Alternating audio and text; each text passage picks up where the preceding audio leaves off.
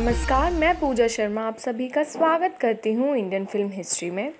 तो दोस्तों, पिछले पार्ट के अंत में आपने देखा कि सूफियान कायनात के लिए राहिल के दोस्तों को सुनाता है, यानी कायनात के लिए स्टैंड लेता है। तो चलिए अब इस कहानी को कंटिन्यू करते हैं। फिर अगले दिन कायनात सूफियान से माफ़ी मांगती है क्योंकि वो आज तक उसके बारे में गलत सोचती थी और वो उसको थैंक यू भी बोलती है उसकी हेल्प करने के लिए।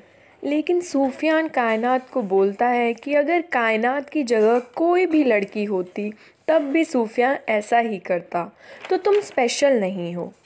दूसरी तरफ राहिल कायनात से बदला लेने के लिए कायनात के पापा यानी प्रोफेसर सहानी के पास से मैथ्स के पेपर लीक कर देता है और साथ ही उनके अकाउंट में पैसे भी ट्रांसफ़र कर देता है, जिससे प्रोफेसर सहानी समझ ही नहीं पाते कि आखिर ये किसने किया है और क्यों किया है। फिर ऑफिस में कायनात जिस स्टोरी पर काम कर रही थी, सूफियान उसी स्टोरी को किसी और को दे देता है क्योंकि उस दिन इम्तियाज़ भी ऑफिस में नहीं होता और वो इसी चीज़ का फ़ायदा उठाता है और फिर कायनात को एक सैलून ओपनिंग की न्यूज़ को कवर करने के लिए भेजता है, जहां पहुंचकर कायनात को पता चलता है कि वहां पर सीएम का ब्लैक मनी लगा हुआ है, जो एक ब्रेकिंग न्यूज़ बन सकती है। कायनात की मेहनत लगन देखकर आदिल कायनात से काफ़ी इम्प्रेस हो जाता है और उसकी काफ़ी तारीफ़ कर कहता है कि इस न्यूज़ को हम 9 बजे चलाएंगे। लेकिन सूफियान कायनात को उस वक्त कहता है कि उसके पास इससे भी बड़ी न्यूज़ है और वो न्यूज़ होती है कायनात के पापा की, यानी उन पर पैसों के लिए एग्ज़ाम पेपर लीक कराने का इल्ज़ाम लग गया होता है। जहां ऑफिस में इम्तियाज़ पहुंचता है और वो सूफियान को कहता है कि उनको ये न्यूज़ नहीं चलानी चाहिए क्योंकि वो कायनात के पापा हैं। फिर कहानी में कायनात अपने एक फ्रेंड की मदद लेती है इस खबर की सच्चाई को पता लगाने के लिए। तब उसका दोस्त उसको उस शख्स का नाम बताता है जिसने कायनात के पापा के अकाउंट में पैसे डाले हैं और वो है हामिद।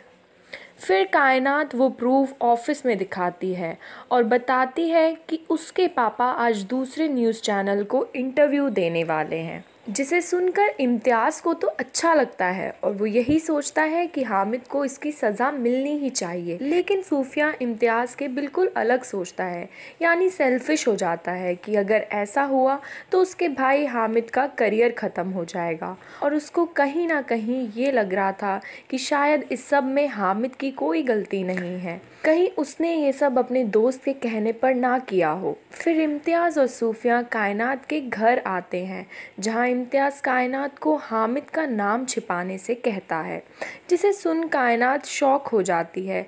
लेकिन वो इसमें इम्तियाज़ से एग्री नहीं करती और गुस्से में वहाँ से चले जाती है।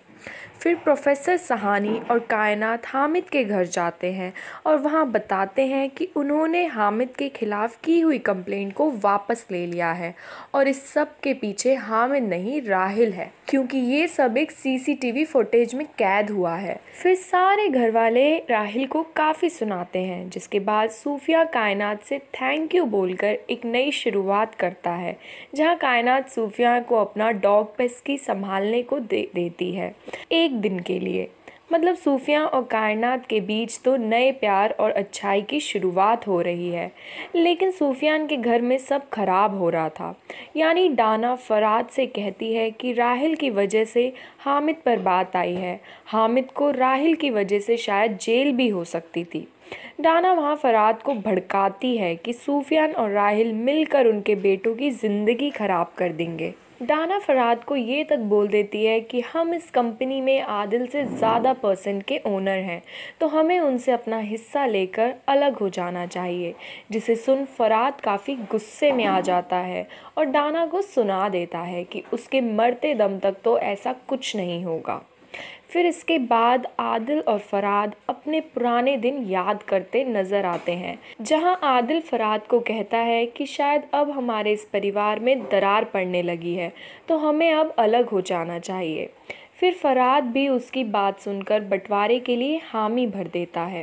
इसके बाद कहानी में राहिल हामिद से मिलता है, जहां हामिद काफ़ी हर्ट था। वो राहिल को गले लगाकर उससे बिना कुछ बोले वहाँ से चले जाता है, यानी राहिल और हामिद के बीच भी बातें बिगड़ जाती हैं।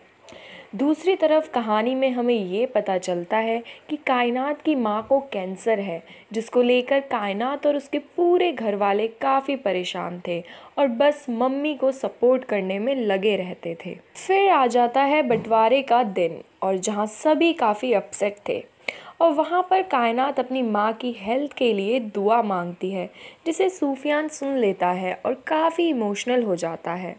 दूसरी तरफ डाना बंटवारे को लेकर काफ़ी खुश थी।